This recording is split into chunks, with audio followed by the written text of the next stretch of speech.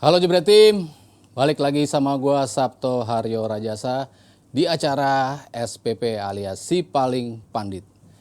Kalau edisi terakhir gua sempet ngirim salam buat 7-0, sekarang gua kirim salam setengah lusin poin.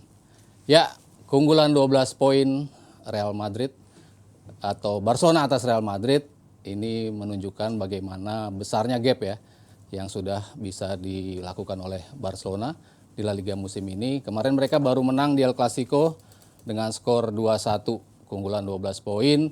Secara matematis memang masih bisa dikejar oleh Real Madrid, tapi rasanya melihat Barcelona kok kayaknya susah ya untuk bisa dikejar oleh Real Madrid. Ada beberapa contoh sebetulnya. Madrid pernah tahun 2003-2004 mereka juga unggul 12 poin bersih atas peringkat keduanya Deportivo La Coruña, tapi mereka bisa kalah 7 kali di 12 pertandingan terakhir sehingga gelar juara di musim tersebut diraih oleh Valencia. Lalu pernah juga ada Manchester United. Mereka sempat tertinggal 12 poin dari Newcastle United, tapi tahun 96 ya, tapi mereka akhirnya bisa menjadi juara. Artinya 12 poin di satu sisi belum tentu menggaransi gelar juara bagi Barcelona. Cuman gue ngeliat Barcelona di musim ini betul-betul Barcelona yang terbentuk sebagai sebuah tim yang sangat sulit dikalahkan. Kita bicara La Liga ya, jangan bicara bawa-bawa ke Eropa nih. Di Eropa ya mereka gagal di Liga Champions, mereka gagal di Liga Eropa, tapi di La Liga mereka adalah totally different machine. Mereka betul-betul sangat sulit, tidak hanya dikalahkan, tapi dijebol pun sangat sulit. Mereka bisa menciptakan 9 kemenangan berskor 1-0, suatu bukti bahwa kalau lu nggak kebobolan, lo cukup cetak 1 gol untuk memenangi sebuah pertandingan. Artinya defense yang dibuat oleh Xavi betul-betul luar biasa. Ini komposisi yang sejak mereka kalah 3-1 di pertemuan pertama melawan Real Madrid, tapi akhirnya mereka bisa membentuk komponen yang paling rapi ya dari sisi pertahanan. Di kiri Balde, sebelahnya Christensen, sebelahnya lagi Koundé, dan sebelahnya lagi Araujo. Bisa juga dibalik, Araujo di tengah, Koundé di kanan. Dalam kasus pertandingan tadi malam, Barcelona lagi-lagi Araujo yang ditaruh di kanan. Kenapa? Karena dia diinstruksikan untuk bisa menahan laju Vinicius Junior. Berapa kali gue sebut bahwa kekuatan utama Real Madrid di musim ini, walaupun gol datang juga dari Benzema, tapi kekuatan utama mereka adalah di Vinicius Junior. Begitu lo bisa pegang Vinicius Junior, Madrid akan sulit untuk bisa keluar dari tekanan, sulit untuk bisa melakukan serangan-serangan.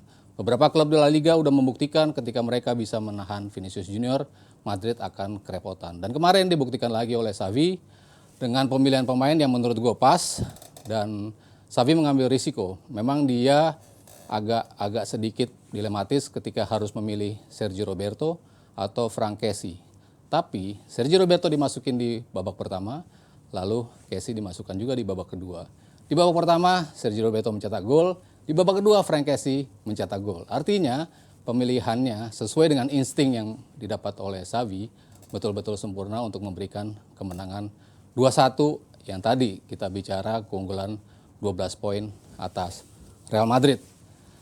Sebelum pertandingan, Pedri sempat mengatakan bahwa kalau Barcelona bisa menang di partai ini, artinya kita akan menyambut sebuah era baru dari kekuatan Barcelona di La Liga dan juga di Eropa. Ya memang ini bukan produk yang sudah selesai ya. Kita bicara pemain-pemain baru kok di Barcelona. Koundé baru masuk, Christensen juga baru masuk, Balde juga baru mendapatkan kesempatan. Jadi para pemainnya sebetulnya pemain-pemain yang baru dibentuk oleh Xavi di musim ini. Kalau kita bicara ke depannya, memang masih banyak yang harus diperbarui oleh Xavi selaku pelatih.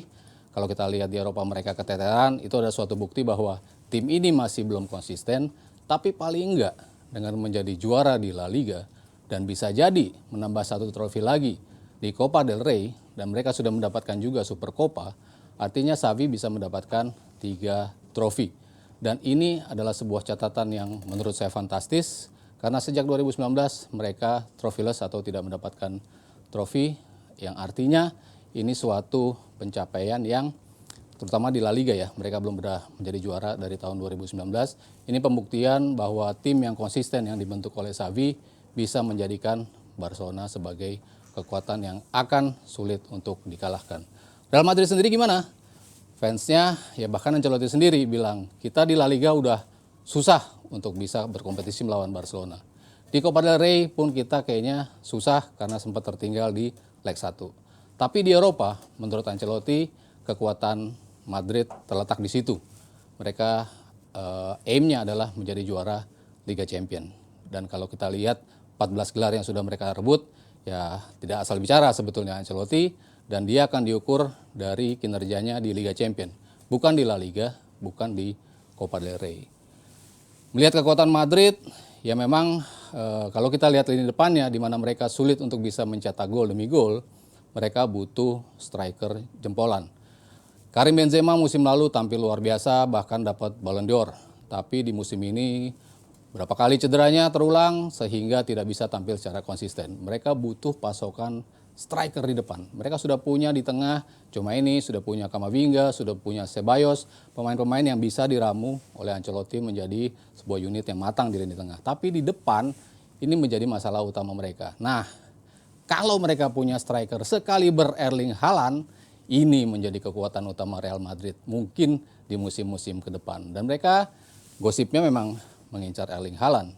Bahkan agen dari Haaland mengatakan bahwa tidak ada pemain yang akan menolak jika dipinang oleh Real Madrid. Kita lihat Haaland di musim ini luar biasa, sudah mencetak 42 gol. Ini pemain bukan main-main, seorang pemain Premier League yang bisa mencetak 42 gol di seluruh kompetisi. Itu sudah sebuah catatan rekor tersendiri. Dia sudah menyamai Cristiano Ronaldo tahun 2007-2008, 42 gol juga. Dia terpaut 2 gol dari Ruud van Nistelrooy, terpaut 2 gol juga dari Mohamed Salah. Artinya 2 gol dalam sisa 14 pertandingan minimal yang akan dimainkan oleh Manchester City. Kita nggak akan tahu berapa jumlah gol yang akan dicetak oleh Erling Haaland.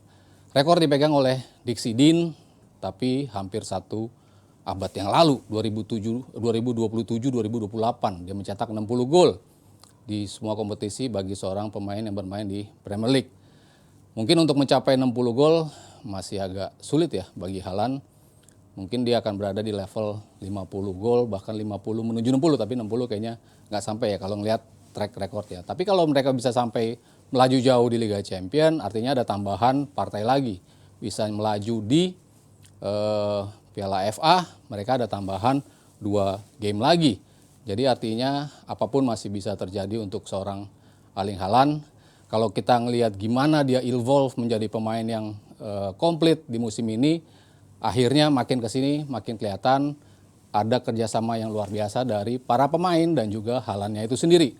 Haaland sudah mulai mengetahui ketika Foden megang bola, gue harus kemana. Ketika Bernardo Silva yang megang bola, gue harus ngapain. Ketika De Bruyne yang megang bola, gue harus lari ke arah mana. Itu sudah mulai dipelajari secara matang oleh Erling Haaland. Para pemainnya juga begitu. Mereka tahu pokoknya lempar bola ke dalam kotak penalti, Haaland akan berada di situ. Ini di awal musim sempat terbentuk, tapi sempat terganggu setelah Piala Dunia. Tapi sekarang udah balik lagi sehingga Haaland bisa mencapai gol demi gol di setiap pertandingan. Jadi kalau Manchester City bisa merayakan kesuksesan mereka di musim ini bersama Haaland, kalau musim lalu dilirik Madrid, wah ini menjadi tanda bahaya tentunya bagi City dan akan menjadi anugerah bagi Real Madrid. Kita tunggu saja bagaimana kelanjutan Haaland, apakah akan cabut ke Real Madrid di akhir musim. Nantikan lagi beberapa episode baru dari Si Paling Pandit bersama pandit-pandit yang lain tentunya, tetap di Jebret Media.